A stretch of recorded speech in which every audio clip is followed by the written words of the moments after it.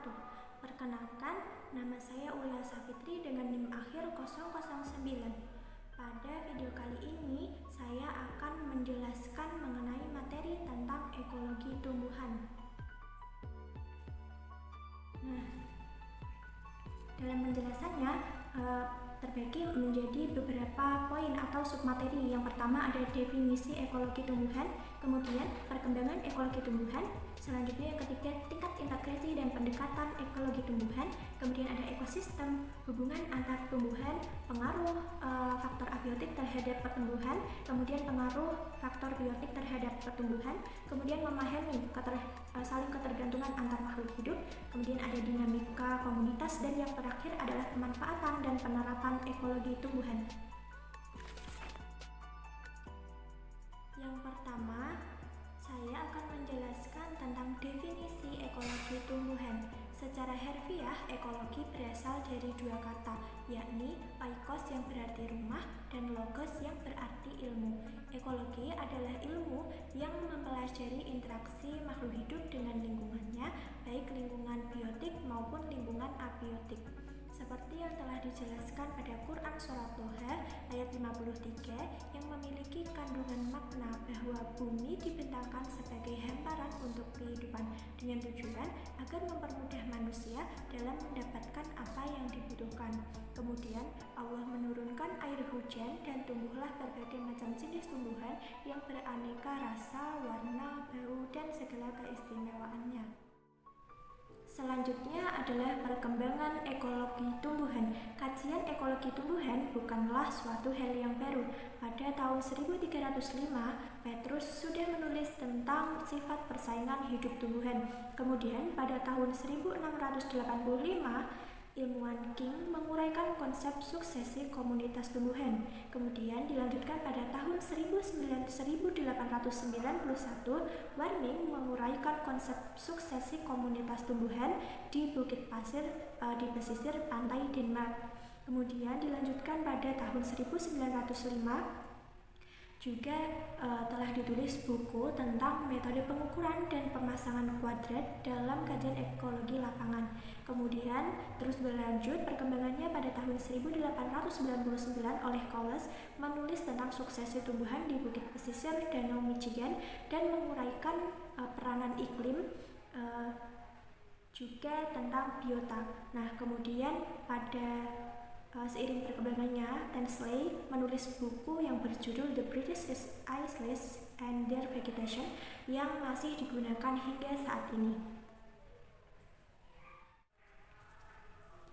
Selanjutnya adalah tingkat integrasi dan pendekatan ekologi tumbuhan. Nah, ini terbagi menjadi dua pendekatan, yaitu sinekologi dan etekologi. Nah, sinekologi adalah kajian tentang kelompok organisme tumbuhan yang tergabung dalam satu kesatuan dan saling berinteraksi dalam suatu daerah tertentu. Misalnya, mempelajari struktur dan komposisi spesies tumbuhan di hutan rawa.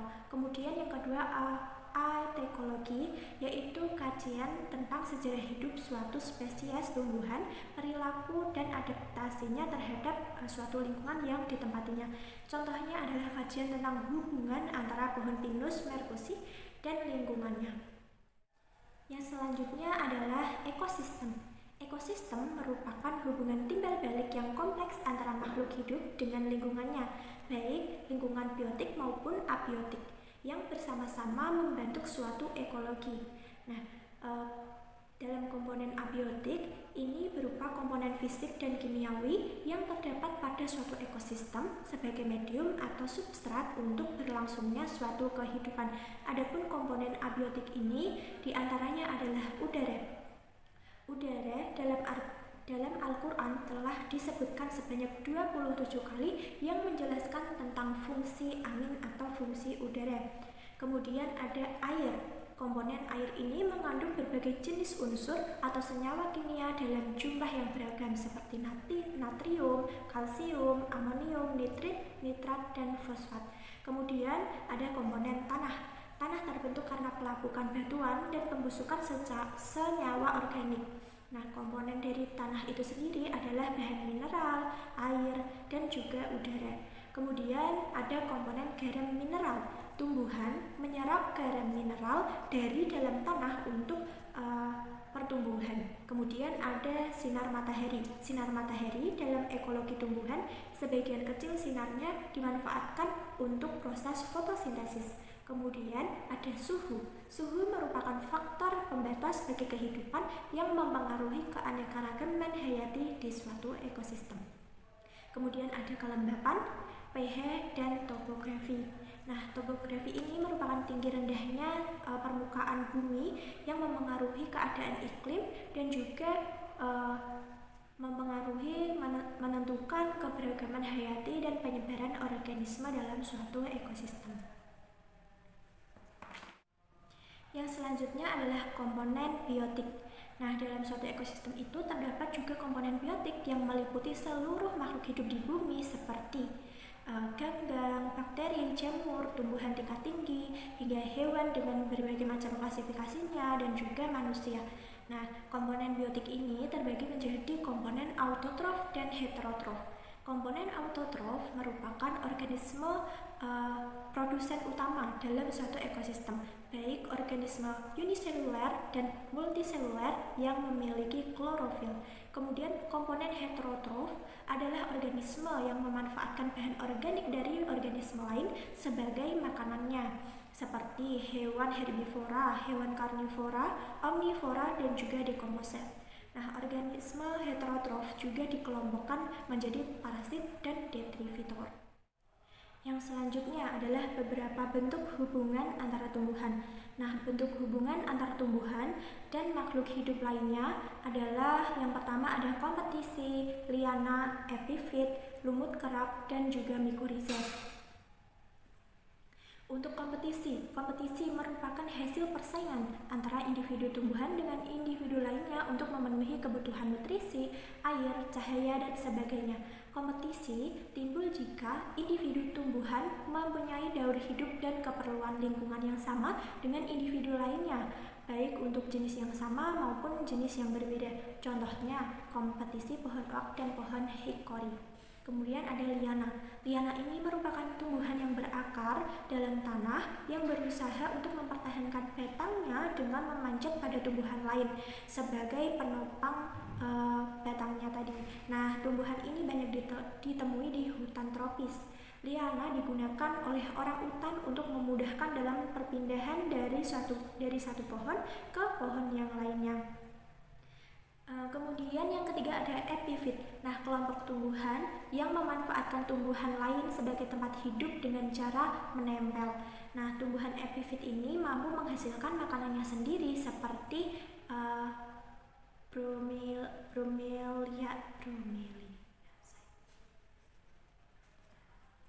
Nah, yang ketiga ada tumbuhan epifit.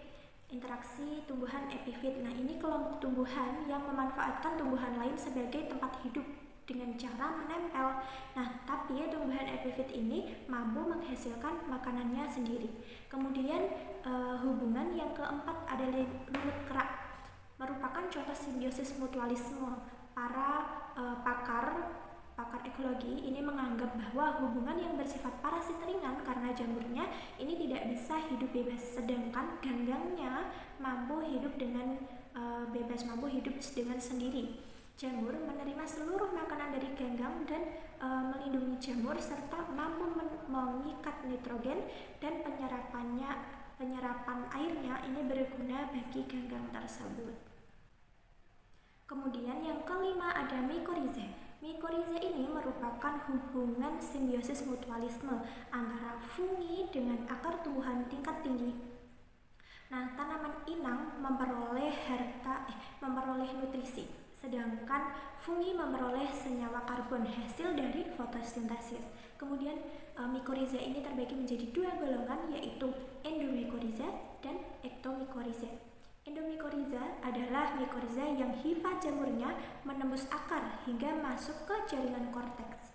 Kemudian ektomikorizat adalah mikorizat yang hifanya hanya hidup di daerah permukaan jaringan epidermis akar saja. Selanjutnya, pengaruh faktor abiotik terhadap tumbuhan. Nah, Komponen abiotik ini memiliki pengaruh terhadap pertumbuhan suatu tumbuhan atau berbagai macam tumbuhan. Yang pertama adalah pengaruh tanah dan topografi terhadap tanaman. Ketinggian tempat mempengaruhi pertumbuhan tanaman berkaitan dengan suhu dan ketersediaan zat hara. Kualitas tanah yang baik untuk tanaman adalah bertekstur lempung, dengan struktur yang gembur, pH-nya tidak asam, dan memiliki kandungan bahan organik yang banyak. Nah, kemudian yang kedua ada pengaruh air. Nah, air juga memiliki pengaruh terhadap pertumbuhan suatu tanaman. Nah, berdasarkan tipe habitat tumbuhan itu dibagi menjadi 3 macam, yaitu yang pertama kelompok tumbuhan xerophytes, yaitu tumbuhan yang mampu beradaptasi dengan pasokan air yang sangat kurang seperti di tempat padang pasir, contohnya adalah kaktus. Kemudian yang kedua ada mesophytes, yakni mendiami habitat dengan kondisi air yang dengan kelembapan rata-rata, contohnya adalah tanaman budidaya yang sering kita jumpai dan lebih mudah dalam pembudidayaannya seperti tumbuhan mangga, kemudian jambu dan lain sebagainya. Kemudian ada hydrophytes, yaitu tanaman yang hidup di tempat yang basah memerlukan pasokan air yang banyak seperti pohon teratai. Kemudian ada pengaruh api. Api juga berdampak baik saat abu hasil pembakaran ini meningkatkan pH tanah yang mempercepat suatu pertunasan. Kemudian api ini berdampak negatif saat ada kebakaran hutan yang dapat merusak ekosistem tumbuhan dan ekosistem lain. Kemudian ada pengaruh sinar matahari. Terdapat 3 unsur radiasi yang memengaruhi pertumbuhan tanaman, yaitu intensitas, kualitas, dan lama penyinaran dari sinar matahari tersebut. Kemudian yang kelima ada pengaruh suhu. Nah, suhu ini berperan langsung dalam mengontrol laju proses kimia, secara tidak langsung memengaruhi suplai air. Nah, suhu ekstrim ini dapat merusak tanaman dan menurunkan aktivitas enzim. Kemudian yang keenam ada pengaruh kelembapan. Kelembapan ini berkaitan dengan membuka dan menutupnya stomata. Nah, secara tidak langsung juga memengaruhi pertumbuhan. Yang selanjutnya ada pengaruh curah hujan. Curah hujan yang normal itu baik untuk pertumbuhan vegetatif dan generatif. Akan tetapi, curah hujan yang ekstrim berdampak negatif jika disertai dengan angin yang merusak ranting daun atau menumbangkan batang pohon seperti itu. Kemudian yang terakhir ada pengaruh angin. Nah, angin yang moderat itu mendukung pertukaran gas. Tetapi angin yang kencang atau angin yang ekstrim itu dapat menyebabkan kehilangan air melalui transpirasi yang berlebihan. Kemudian selain faktor abiotik, ada juga faktor biotik yang berpengaruh terhadap tumbuhan. Ada tiga. Yang pertama interaksi tumbuhan dengan hewan, yang kedua interaksi tumbuhan dengan mikroorganisme, dan yang ketiga adalah interaksi tumbuhan dengan manusia. Nah, interaksi antar tumbuhan dan hewan ini terbagi menjadi dua. Yang pertama adalah herbivori dan yang kedua adalah simbiosis dan non-simbiosis. Nah, herbivori ini merupakan pemangsaan tumbuhan oleh hewan. Nah, pengelompokan herbivori ini terbagi menjadi 6. Yang pertama, granivores. Ini adalah hewan yang memakan biji-bijian, contohnya adalah hewan pengerat. Kemudian ada graminivores, itu pemakan rumput, hewan yang memakan rumput, contohnya adalah zebra, kemudian kambing dan sapi. Kemudian ada frugivores, yaitu hewan yang memakan buah-buahan seperti kelelawar. Kemudian ada foliivores, yakni pemakan daun, contohnya adalah koala. Kemudian ada nectivores, yakni pemakan nektar, contohnya adalah kupu-kupu atau kumbang. Kemudian ada palinivores, yakni pemakan polen, contohnya adalah serangga. Kemudian ada simbiosis dan non-simbiosis. Nah, ini terbagi menjadi 3, yakni interaksi erat. Interaksi erat ini contohnya adalah simbiosis mutualisme. Kemudian ada hubungan yang renggang atau disebut dengan Mutualisme non-simbiosis, contohnya adalah interaksi antara samud dengan pohon akasia. Kemudian yang ketiga, hubungan renggang dan tidak spesifik. Nah, ini terjadi pada penyerbukan dan penyebaran biji. Kemudian interaksi tumbuhan dengan mikroorganisme. Ini terbagi menjadi dua, yakni simbiosis mutualisme dan simbiosis parasitisme. Simbiosis mutualisme ini contohnya adalah antara bakteri rhizobia dan dalam proses penambatan nitrogen. Kemudian ada simbiosis parasitisme, contohnya adalah jamur dan bakteri. Nah, jamur itu menyebabkan tumbuhan inang membusuk, kemudian bakteri menyebabkan membusuk dan menjadi basah. Nah, yang ketiga, interaksi manusia dengan tumbuhan. Ini berkaitan dengan upaya peningkatan kuantitas dan kualitas pangan dalam inovasi pertanian, seperti itu. Selanjutnya adalah memahami saling ketergantungan antara makhluk hidup. Nah, ketergantungan itu terjadi antar makhluk hidup dan antara komponen biotik dan abiotik. Nah, jenis ketergantungan makhluk hidup terbagi menjadi 3 jenis. Yang pertama adalah rantai makanan dan jaring makanan. Ada juga piramida makanan dan aliran energi dan materi. Piramida makanan ini menggambarkan jumlah populasi produsen hingga konsumen tertinggi. Nah, agar piramida makanan ini tersusun dengan baik, maka populasi dalam suatu ekosistem itu harus seimbang. Kemudian, untuk rantai makanan dan jaring makanan itu merupakan perpindahan energi dan materi dari makhluk hidup satu ke makhluk hidup yang lainnya melalui proses predasi. Nah, kumpulan rantai makanan itu disebut dengan jaring-jaring makanan. Kemudian selanjutnya ada aliran energi dan materi. Nah, aliran energi dan materi ini terjadi jika ada peristiwa makan dan dimakan antara komponen biotik dan komponen abiotik. Tentunya dalam suatu ekosistem perpindahan materi atau perpindahan zat dan energi antar makhluk hidup itu disebut dengan aliran materi dan energi. Nah, sumber energi utama bagi makhluk hidup, bagi seluruh makhluk hidup di bumi ini adalah cahaya matahari. Selanjutnya, dinamika komunitas. Nah, komunitas beserta dengan lingkungannya ini bersifat dinamis, saling berinteraksi, sehingga menghasilkan suatu perubahan. Nah, perubahan komunitas ini terjadi secara siklik dan non-siklik. Nah, yang pertama, perubahan siklik. Ini terjadi pada periode tertentu, tetapi mudah kembali ke keadaan sebelumnya. Contohnya, musim hujan, populasi serangga dan katak menjadi lebih banyak daripada saat musim kemarau. Selanjutnya ada non-siklik. Non-siklik ini kondisi komunitas yang cenderung berubah secara permanen. Contohnya seperti evolusi, migrasi, dan suatu kepunahan. Untuk yang selanjutnya, yang terakhir, pemanfaatan dan penerapan ekologi tumbuhan.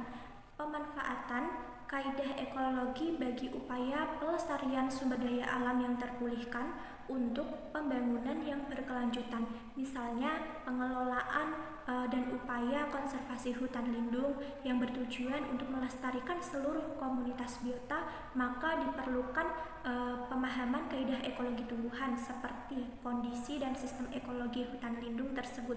Kemudian mempelajari pemanfaatan ekologi tumbuhan secara khusus juga berperan dalam membantu mengatur keseimbangan lingkungan, mengontrol erosi tanah, rehabilitasi, resortasi, dan konservasi ekosistem. Kemudian, penerapan kajian ekologi tumbuhan dalam bidang pengelolaan sumber daya alam, baik untuk yang dapat diperbarui maupun tidak dapat diperbarui, misalnya dalam produksi pertanian, kehutanan, dan juga produksi pertambangan. Sekian yang dapat saya sampaikan, kurang lebihnya mohon maaf, semoga dapat bermanfaat bagi kita semua untuk menambah wawasan. Terima kasih. Wassalamualaikum warahmatullahi wabarakatuh.